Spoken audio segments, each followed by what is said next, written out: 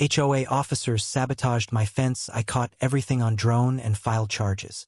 The quiet hum of my drone filled the evening air as it hovered above my backyard, capturing the sunset's glow on my newly built cedar fence. I'd spent months saving for it, a symbol of privacy and peace in our tightly knit Karen Acres neighborhood. But peace was the last thing I'd get.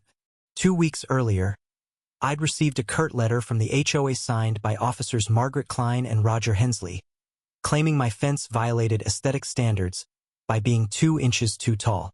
2 inches. I'd measured it myself 6 feet exactly, per the rules. I sent proof, photos, even the contractor's invoice. Their response? A fine and a demolition notice. I refused. That's when things got ugly. It started with petty vandalism. Scratches on the wood, paint splattered at night. I installed a motion sensor camera, but the culprits were clever hoodies, masks, no clear faces.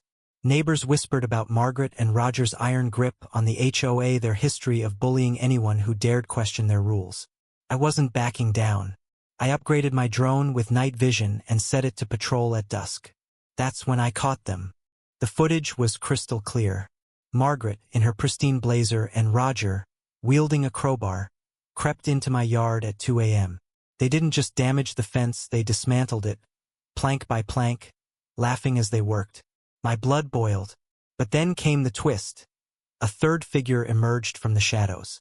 It was Mrs. Delaney, the sweet 70-year-old widow next door, who everyone thought was too frail to leave her house. She handed Roger a flashlight, her face grim but resolute. "Make sure it's gone," she hissed. I froze. Mrs. Delaney? The woman who'd baked me cookies when I moved in? Betrayal stung deeper than the vandalism. The next morning, I confronted them. Margaret's fake smile faltered when I mentioned the drone. Roger scoffed, claiming I'd faked the footage. Mrs. Delaney, standing nearby, clutched her shawl and avoided my eyes. Neighbors gathered, sensing the storm brewing. I played the video on my phone, loud enough for everyone to hear. Gasps rippled through the crowd. Margaret stammered, "This is a misunderstanding." But Roger's temper flared. "You think you're smarter than us?" he shouted, stepping toward me. I held my ground, heart pounding. "I've already sent the footage to the police," I said. The crowd went silent. The fallout was swift. Charges were filed: vandalism, trespassing, conspiracy. The HOA board suspended Margaret and Roger, but the damage was done. My fence was gone, and so was my trust in the community. Mrs. Delaney's involvement haunted me most. I knocked on her door, needing answers. She invited me in, her hands trembling as she poured tea. "They threatened to foreclose on my home," she confessed, tears welling. "I owe back dues. They said helping them would clear my debt." My anger softened, but only slightly. She'd chosen her side. The trial was a spectacle. Margaret and Roger painted themselves as victims, claiming I'd provoked them by defying community standards. Their lawyer twisted the narrative, calling my drone invasive surveillance. But the footage spoke louder. The jury deliberated for just 2 hours before convicting them. Fines, community service, and a public apology were ordered.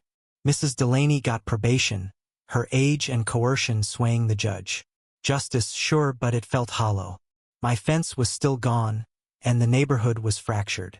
Some neighbors cheered my victory. Others shunned me, calling me a troublemaker. I rebuilt the fence, taller this time 6 feet, 2 inches, just to spite them. But every nail I drove felt like a reminder of what I'd lost. Karen Acres wasn't home anymore.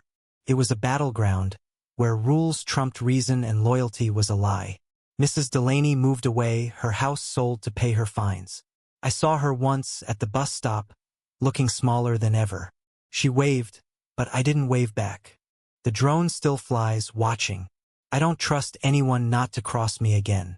This wasn't just about a fence, it was about power, betrayal, and the cost of standing up. What would you do if your community turned against you? Share your thoughts on justice, loyalty, or where the line between right and wrong blurs in conflicts like this.